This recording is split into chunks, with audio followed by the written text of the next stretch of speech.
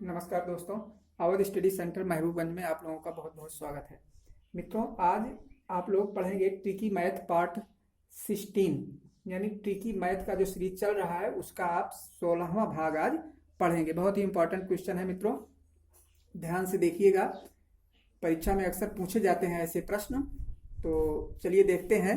Channel को subscribe कर लीजिए और लिंक सेंड कर दीजिए अपने मित्रों के पास ताकि इसका लाभ और भी छात्रों तक पहुंच सके।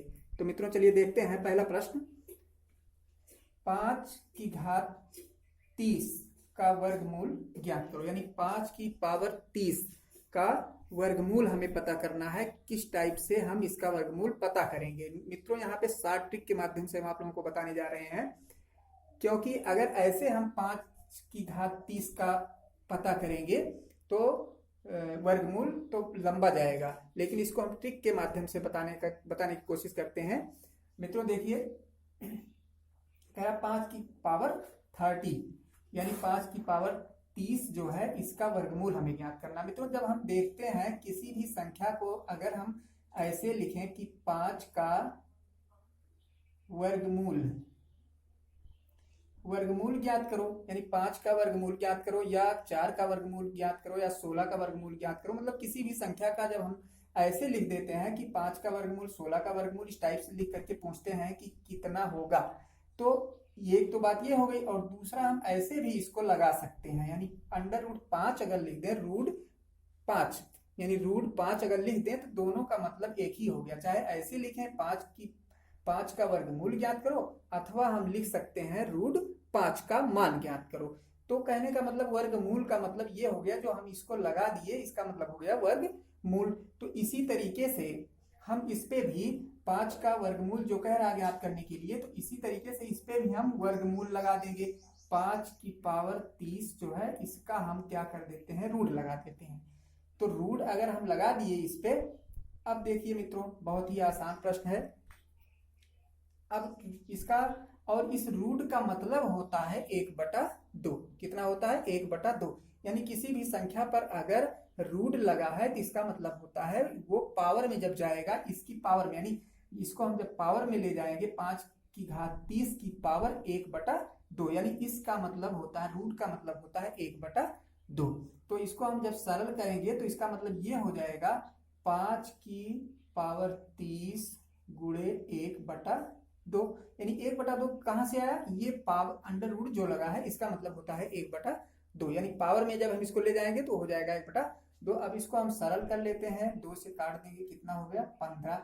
यानी हमारा आंसर मित्रों कितना आ गया? 5 की पावर 15, यानी 5 की घात 30 का वर्गमूल जो होगा वो कितना होगा? 5 की घात 15 होगा। चलिए मित्रों दूसरा प्रश्न देखते हैं। दूसरा प्रश्न है 1 इस टाइप से की पावर 2 का मान ज्ञात करो, यानी कितना भी एक ही टाइप के प्रश्न, एक ही टाइप के अंक अगर इस टाइप से आते हैं, बार बार आते हैं, तो हम इनको गिन लेते हैं। जैसे 1 कितनी बार आया है? 1 2 3 4 5 6 बार आया है, तो 6 हम लिख लेते हैं। 6 बार 1 से लेकर के 6 अंक तक हम लिखेंगे, गिनती लिखेंगे, समझ लीजिए। यानी ये हो जाएगा 1 के बाद क्या आता है? 2, फिर 3 4 5 और 6। ये तो 6 लिख लिए, यानी कितनी बार आया है? 1 2 3 4 5 6, 6 बार आया, इसलिए हमने 1 से लेकर के 6 अंक लिख लिए। अब इसके बाद इस अंक को छोड़ देते हैं, 6वां अंक हम छोड़ देते हैं और इसी को पुनः रिपीट करते हैं, यानी इधर से 5 4 3 2 1। ये मित्रों इसका आंसर हो गया। यानी ऐसे सवाल अगर आते हैं, अक्सर परीक्षा में पूछे जाते हैं, 1 को कितनी बार लिख करके, 4 बार 5 बार 8 बार लिख करके और पावर 2 लगा देता है, उसके बाद पूछता है इसका मान कितना होगा। तो इसमें मित्रों कुछ करना नहीं है आप लोगों को। यहाँ पे देख रहे हैं वर्ग होना चाहिए, तो वर्ग में हमें इतना ही ध्यान देना है कि जितने अंक रहेंगे सबको हम एक टाइप कर लेंगे, जितनी बार रहेंगे उतनी बार, यानी जैसे 6 बार है तो 1 2 3 4 5 6 बार कर लिए। इसके बाद 6 को छोड़ देंगे, बाकी जितना सब बचा रहेगा सबको हम पुनः लिख लेंगे, रिपीट कर लेंगे, यही हमारा आंसर हो जाएगा। अथवा हम इसका गुणा भी कर सकते हैं, तो गुणा करने में टाइम ज़्यादा लगेगा, तो टाइम का हम यहाँ पे टाइम बचत की बात कर रहे हैं, इसलिए यहाँ पे हमको क्या करना है, ये ट्रिक अपनाना है। अगला देखते हैं मित्रों, तीसरा सवाल। तीसरे सवाल में कह रहा है 1 माइनस रूट में है 1 माइनस एक्स बटा 529 बराबर 16/23।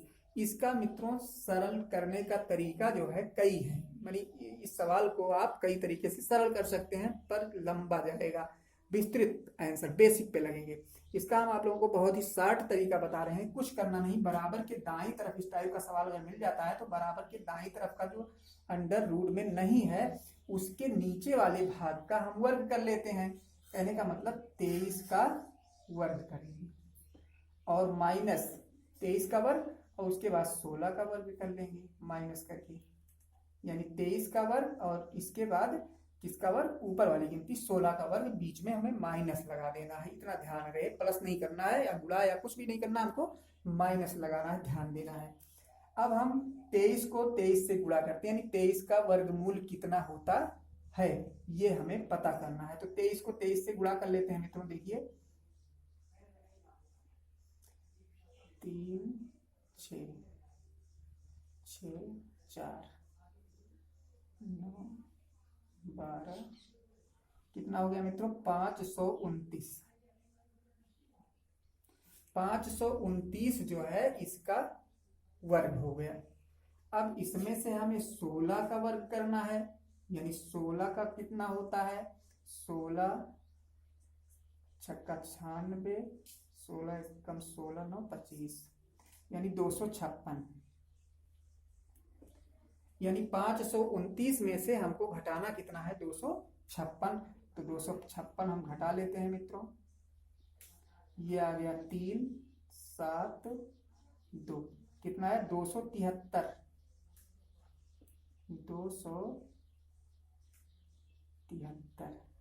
यहाँ पे x का वैल्यू होना चाहिए मित्रों, x का मान, यानी इतने में x का मान कितना होगा, तो x का मान कितना होगा मित्रों 273। यानी ये बहुत शार्ट तरीका है, इसमें मित्रों कुछ भी नहीं करना है। इसका लॉन्ग फार्मूला, लॉन्ग बेसिक तरीका भी है, उस पर हम नहीं जाएंगे क्योंकि यहाँ हम शार्ट पे चल रहे हैं। तो यहाँ पे हमको ये देखना है कि हमारा सवाल कितने से कितने कम से कम टाइम में आ जाता है। तो यहाँ पे हमको कुछ नहीं करना, नीचे वाले हर का मतलब हर का हम वर्ग करेंगे, उसमें से अंश के वर्ग को माइनस कर लेंगे, जो आएगा वही हमारा x का मान होगा। चलिए मित्रों अगले प्रश्न नंबर 4 पर चलते हैं। कह रहा है 6 की घात 5 अथवा 6 की पावर 5।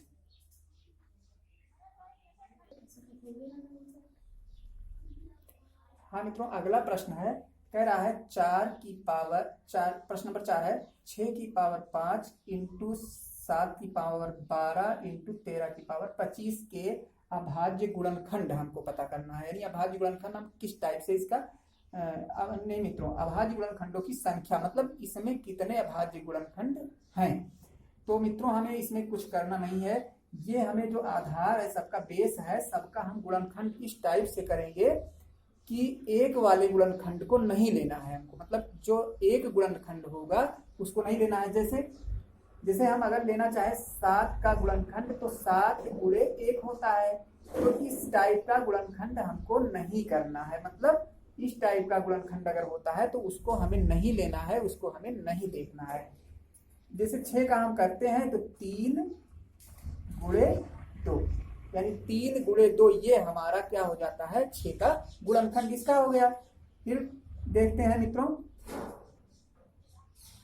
प्लस लगाएंगे, प्लस लगाइए या कुछ ना करिए। यहाँ पे अभी 7 का देखते हैं तो 7 का गुणनखंड क्या होता है मित्रों, 7 का गुणनखंड वनली 7 को 1 से गुणा करते हैं, तो इसका गुणनखंड समझ लीजिए नहीं हो रहा है। और इसका गुणनखंड 13 का भी देखते हैं तो 13 का भी गुणनखंड कोई नहीं होगा, यानी ना तो 13 का गुणनखंड होगा ना तो 7 का गुणनखंड होगा। तो केवल 6 का गुणनखंड हो रहा है। तो जिसका गुणनखंड हो रहा है उसको तो हम लिख लेते हैं, जितने गुणनखंड होंगे उसको हम लिख लेंगे। जैसे 6 का हुआ कितना, 3 और 2 हुआ, तो हमने 3 और 2 लिख लिया। अब देखिए क्या करना है हमको, 3 और 2 ये कितने गुणनखंड हुए, 1 2, यानी दोनों मिलाकर कितने गुणनखंड हुए, 3, 2 गुणनखंड हो रहे हैं 6 के, तो ये सब हो गए 2 गुणनखंड। कहने का मतलब एक ये और एक ये, तो एक एक मिलकर के कितना हो गया, 2 हो गया। तो 2 को हम इसकी पावर में गुणा कर लेंगे, यानी 5 में 2 से गुणा करेंगे तो कितना हो जाएगा मित्रों, 10। 10 हो गया, फिर प्लस लगाएंगे, प्लस हो गया। 7 में हम बताए थे कि जिसका गुणनखंड नहीं होगा, यानी एक वाले गुणनखंड हमको लेना नहीं है, यानी 7 में भी गुणनखंड होता है पर एक 7 × 1 होगा, तो एक वाले गुणनखंड को हमको नहीं मानना है या नहीं लेना है। तो कहने का मतलब इसका गुणनखंड नहीं हो रहा है, तो नहीं हो रहा है तो इसकी पावर जितनी रहेगी उतना लिख लेंगे हम। 12 है तो पावर 12 लिख लेंगे। इसमें 13 का ही गुणनखंड नहीं हो रहा है तो 13 की पावर भी जितना है 25 है, 25 लिख लेंगे। अब सबको हम प्लस कर लेंगे, जोड़ लेंगे, तो 5, 2, 7, 7 हो गया, फिर 1, 1, 2, 2, 4, ये हमारा मित्रों आंसर हो गया। यानी क्या करना है मित्रों, बहुत ही सरल ढंग से, बहुत ही आसान तरीके से हम आप लोगों को बता रहे हैं, कुछ आप लोगों को करना नहीं है। इसमें मान लेते हैं यहाँ भी ऐसा कोई अंक होता जिसका गुणनखंड होता, तो उसका भी गुणनखंड हम कर लेते और उसमें जितने पद होते उनको गिन लेते हम। यहाँ भी कुछ होता, उसको भी हम इस टाइप से गुणनखंड कर लेते और जितने पद होते गिन लेते। गिनने के बाद इसकी पावर में हमें मल्टीप्लाई करके यहाँ पे लिख करके और सबको आपस में ऐड कर लेना है, जोड़ लेना है, यही हमारा आंसर हो जाएगा। चलिए मित्रों, अब अगला प्रश्न है, यानी प्रश्न नंबर 5 देखते हैं।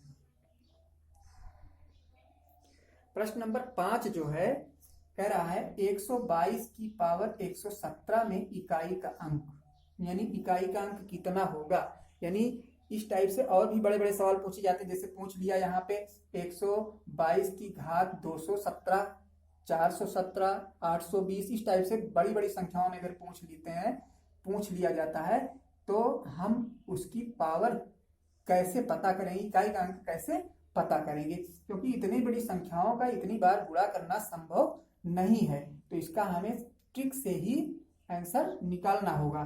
तो यहाँ पे मित्रों कुछ करना नहीं है, हमें ये देखना है कि ये गिनती जो पावर में है वो 4 से बड़ी है अथवा छोटी है। अगर ये 4 से बड़ी है तो 4 से इसमें हम डिवाइड कर देंगे, इसको 4 से भाग दे देंगे, यानी ये पावर जो है इसमें हमें कितने से भाग करना है, 4 से। 4 से हम इसको डिवाइड करेंगे, भाग करेंगे, और भाग करने के बाद जो शेष बचेगा, शेष 4 से भाग करेंगे, 4 चौक 16 हो गया, 16 1 17 होता है, यानी एक शेष बचेगा। ये हमारा एक जो है क्या है, शेष है, ये शेष है। तो इस शेष को हम समझ लीजिए क्या करना है, लास्ट में जो शेष हमारा बचेगा, 2 बचे, 1 बचे, 3 बचे, यानी 3 1 2, यही तीनों शेष बच सकते हैं। तो अब समझ लीजिए हमारा ये हो गया 122 की पावर 1 हो गया, यानी हम इसको मान लेंगे 122 की पावर 1। अब 122 की पावर जब 1 हो गया हमारा तो क्या हो गया, यानी 122 को 1 से मान लीजिए एक बार अगर गुणा करेंगे तो कितना होगा, 122 ही होगा, तो इकाई के अंक पे कितना होगा, यानी इकाई का अंक हमारा हो जाएगा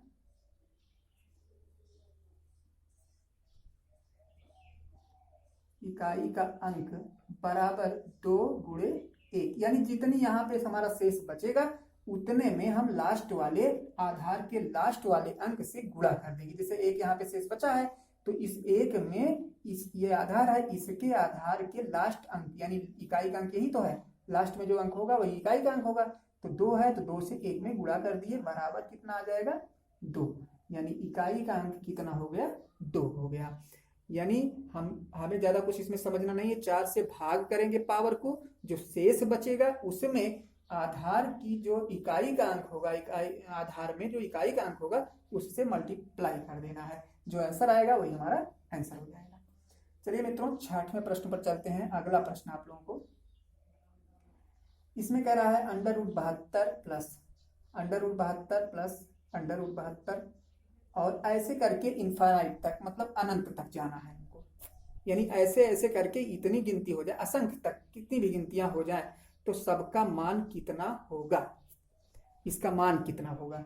तो इसमें मित्रों हमें कुछ करना नहीं है, हमें ऐसा गुणनखंड ढूंढना है, यानी 72 का देख रहे हैं यहाँ पे सेम है, यानी 72 72 72 इस टाइप से सेम है सब, यानी जितने अंक हैं हमारे यहाँ पे सब सेम है। तो सेम का मतलब ये हो गया कि हमें तरीका सेम वाला अपनाना है। अगर ये अंक हमारे बदल बदल कर आते तो उसका तरीका दूसरा होता, पर हमारा जब इस टाइप से आएगा, जैसे 72 हो गया, 65 हो गया, 65 65 65 करके आए, 40 40 40 करके आए, इस टाइप से मतलब सेम अंक आए, तो हमें क्या करना है कि एक 72 या एक 40 जो जितना अंक होगा, जैसे इसमें 72 है तो 72 का हमें गुणनखंड कर लेना है, और ऐसा गुणनखंड आपस में करना है, अभाज्य गुणनखंड करना है। यानी दोनों का एचसीएफ अगर हम निकालें, यानी मासा निकालें, तो एक के अतिरिक्त दूसरा नहीं होना चाहिए। जैसे 8 गुणे 9, 8 गुणे 9 यानी 8 9 72, इसका गुणनखंड हो गया, 8 9 72 हो गया। और 72 का अगर हम एचसीएफ निकालें, कहने का मतलब मासा निकालें, तो एक होना चाहिए, एक के अतिरिक्त दूसरा मासा नहीं होना चाहिए। 2 3 4 5 अथवा इस टाइप से कोई दूसरा अंक नहीं आना चाहिए। हमको इसी टाइप से गुणनखंड करना है कि दो गुणनखंड, इसका गुणनखंड होना है, अभाज्य गुणनखंड के रूप में हमें इसे व्यक्त करना है। कहने का मतलब दोनों आपस में अभाज्य हों, यानी 9 और 8, 8 2 से कटता है और 9 3 से कटता है। कहने का मतलब ना तो 2 से 9 कटेगा और ना तो 8 3 से कटेगा। ऐसे अंक में हमें इसको लेना है जो आपस में अभाज्य हों। तो ये हो गया, यानी 8 9 72, ये हमको ध्यान देना है यहाँ पे। तो अब इसमें देखिए, तो यहाँ पे अगर ये जब हम गुणनखंड कर ले जाएंगे तो कुछ नहीं करना, हमारा इसी में से उत्तर हो गया। यानी अगर प्लस लगा है तो इसकी बड़ी वाली गिनती जो है, इसमें जो गुणनखंड किए रहेंगे उसकी बड़ी वाली गिनती जो है हमारा आंसर हो जाएगी। यानी अगर हम इसमें जो गुणनखंड करते हैं उसका बड़ा अंक जो आएगा वो प्लस अगर रहेगा तो बड़ा अंक उत्तर हो जाएगा, और अगर यहाँ पे माइनस माइनस लगा हो तो छोटा वाला अंक हो जाएगा। तो यहाँ पे प्लस लगा है, इसलिए हमारा उत्तर जो होगा वो कितना होगा, 9 होगा, 8 नहीं होगा। अगर यहीं पे माइनस माइनस होता तो इसका उत्तर जो है वो 8 होता। तो मित्रों, आप लोगों ने आज देखा बहुत ही इंपॉर्टेंट क्वेश्चन जो परीक्षा की दृष्टि से बहुत ही महत्वपूर्ण है। तो आप लोगों से निवेदन है, चैनल को सब्सक्राइब कर